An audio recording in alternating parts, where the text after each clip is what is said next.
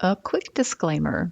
So, this series of episode 3, and there's going to be 3, so 3.1, 3.2, and 3.3 are going to be a little bit different. The Grief to Great Day podcast is here to encourage and support Christian women who are working out the difficult season of grief. I'm here to love on and lift you up while providing practical steps to make the journey less hard. These steps, or what we call journey works, make a difference. I know because I've taken many wrong steps to discover what helps and what doesn't. The episodes are created to share the steps with you at no cost, and this is the ministry side of Grief to Great Day that fuels me. In this series, however, the focus is going to be on the story.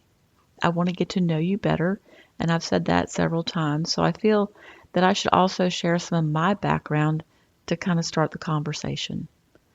There's still tips at the end and things I'd like for you to kind of step into, but for these, just take a little break, sit back, and listen. Hey friend, welcome to the Grief to Great Day podcast. I'm Steph Cavanis, Southern by choice, wife, turtle triathlete, Jesus follower, and fellow traveler in the journey of grief. Right now you may be feeling like you're losing your mind. You might be surrounded by people, but feel all alone because not everyone understands the pain and sadness you're dealing with. You want to be the you were before they died, but have no idea how to get there. I know, because I've been there. So if you're ready to understand how grief affects you, rebuild your faith, and take just one step towards healing, then get into a comfortable place, even if that's your bed right now, turn off all distractions, and let's get started. Girl, there's hope for your future. Welcome to Grief to Great Day, and we are starting a series of 3 episodes on Dying to be Healed, the book. So the title for these 3 is going to be Dying to be Healed, One Woman's Journey of Faith, and How to Use a Christian Mindset to Maintain Hope During Grief. You know, there are some people in life that just change you. Think about who has impacted your life so much that you are forever different. I bet a few faces come to your mind, and I'm going to hope it was because they changed you for the better. It might even be the loved one that you have lost. Today, we're talking about the subject of dying to be healed and my best friend Monica, the person who impacted me by her example of living, but more so by her example of faith as she was dying. But first, we're going to travel back in time a few decades. Picture this with me. It was the 1990s, comfortable fall day in eastern North Carolina. Country music was blaring from my blue Mustang as I traveled to a very rural town. You know, the kind that has one flashing light. I was singing with the radio a little louder than usual because the words hit home. My dog did die. My relationship was ending. Our business had failed, and I was financially broke. I was in the process of becoming divorced, and at 27 years of age, I was rebuilding a new life for the 3rd time. I didn't know how I got there, literally and figuratively. We had moved from Maryland 5 years earlier, leaving behind my friends and support system just to get away from my mother, who I later understood to be mentally ill. My ex-husband sold everything I owned, and that was before we even discussed divorce. So I was on the road, driving to meet with Monica, who was a fellow small business owner, just to see if she would rent me a room in her small trailer. Monica and I had similar but different backgrounds. She was a child of divorce and alcoholism, whereas I grew up in an intact yet dysfunctional and chaotic home. She had a brother who died at a young age, and I had a sister with whom I had never shared a real conversation. But the commonality there was that we both felt very much alone in the world with no stable family to turn to. We both had experienced feeling let down more than we deserved, and we both made poor decisions and were searching for more out of life than we had known in our early years. After becoming roommates and working through a few serious differences of opinion, we became family to each other. Mo, as I and many of her friends called her, had a great sense of humor, even when it was at my expense. When I first moved in, she called me what I thought was roomie, as in roommate.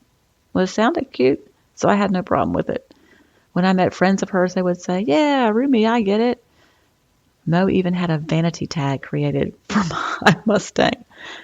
It had a mirrored background, and Rooney with an N was lettered diagonally in blue. When she gave it to me, I was puzzled, and I was like, okay, this is nice, but it's misspelled because there was an N and not an M. Monica laughed and said it was me who had misheard it. So I said, "What does Rooney mean?" Laughing even harder, she said, "Well, you know that guy on 60 Minutes, the one with the thick eyebrows? She had been making fun of me the whole time. But yes, in my younger years, I did have eyebrows so thick that some might have called it a unibrow." Before Monica, I had never met anyone who would fight for what was right instead of what was convenient. I had never known anyone with such depth of character and who would stand up for me. My life had been more like a soap opera, always full of drama, and that includes the drama I created myself. So now I was being introduced to a life with less superficiality and more meaning, and a life that actually offered hope. I finally had a safe place to call home, and believe me, I held on tight. It took me years to grasp that someone like Monica would be my friend. She was simply different, genuine, kind, honest, and she was like that with everyone. Mo was great at living, and her support and example allowed me to grow towards the person that I would become decades later. She prepared homemade hot chocolate when I would have simply ripped open a packet of instant cocoa mix. But for her, it was one of those southern, "this is how much I value you" things. Instant cocoa wasn't good enough to give to me or anyone else. So when you experience a sense of belonging like that, it quickly becomes a precious commodity. And the label of friend and roommate doesn't convey what Monica really was. She was a sister, a true confidant, and that, I don't know if you've heard this term, but that ride or die person. We did pretty much everything together, including getting drunk, riding bicycles, singing and harmonizing well. We really did. But ultimately, we got back into church, where we were reprimanded for laughing in the choir. We laughed a lot. She was also a mother figure, and many times I called her Mama Mo because I did not appreciate the wisdom she conveyed. She shared her extended family with me, and they became my own, to the point of loaning me $25,000 to get my master's degree. She also became a business partner in our small successful business, and she was the person I could always count on for help, no matter what. Most importantly, this is the life-changing stuff. Most importantly, she taught me how powerful faith in God can be. Until that point, I never knew that life could be full of great days. So the moment she got the diagnosis of stage 4 cancer and the prognosis of 6 months to live, I became her caretaker and immediately began the grief process. The term for that is anticipatory grief. And if you're currently a caretaker for a loved one with a terminal disease, you are probably dealing with a sense of loss too. When you're a caretaker, days are filled with tasks, appointments, trying to get your person comfortable, trying to administer the medications correctly, helping them move until they can't move, and then doing whatever to help. In all the busyness, it's so easy to lose yourself. During that time, I got skinny because I didn't take the time to eat. I was so focused on Monica's needs that I forgot about me. And I can't say that I regret it, but let me give you permission to get assistance and to walk away for even just a few minutes every day. I know it's hard because you don't think anyone else can take care of them as well as you can. And you may be right. But who's going to take care of you after they're gone? This wisdom came to me the hard way. So if you are in these circumstances now, find friends, family members, or even a home health service to help you. I had all the above, but I didn't allow myself to get away often enough. Looking back, and here's the important part, I would have gotten someone more involved in the beginning because I became too much caretaker and not enough friend to Monica. Also, if you're in this situation, go back to the last episode of the podcast and incorporate praying, reading, and rising, even just a little. You also won't have time for the shock to set in and to contemplate all the questions regarding why this happened, why them, why now, and that's a blessing because you can add no more to your plate. But you're in work mode now. So when your loved one dies, the absence of that busyness is going to hit you hard. You'll feel relief and be shocked that you could be so horrible to feel that.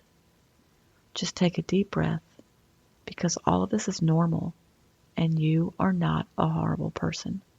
If you know someone who is a caretaker and it's not you, then reach out and help them as best you can. If they tell you they don't need help, then offer to pick up groceries or cut the grass or just simply send them a card and let them know that you care and you're available. C.S. Lewis said, God who foresaw your tribulation has especially armed you to go through it, not without pain, but without stain. I found a verse on a sticky note with my verse in Mo's Bible. So Monica's verse was, I will praise God's name in song and glorify Him with thanksgiving. It's Psalm 69:30, and it's your verse for the day. In the next episode, I'll share some of Monica's faith journey and the mindset that gave her joy on the inside, while on the outside, her body failed her. In the third and last episode of this series, I'll talk about fears, failures, and forks in the road to help set you up for an important personal decision you'll have to make for your future. Thank you for being here today, for showing up.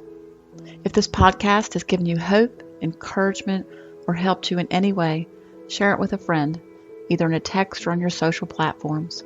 Also, please subscribe, rate, and leave a written review on iTunes. It's a huge blessing for me to know that you're out there. Lastly, and this is important, you are not alone. Connect with me on the Grief to Great Day website, the link is below, and sign up for our free newsletters. I want to be able to pray for you by name.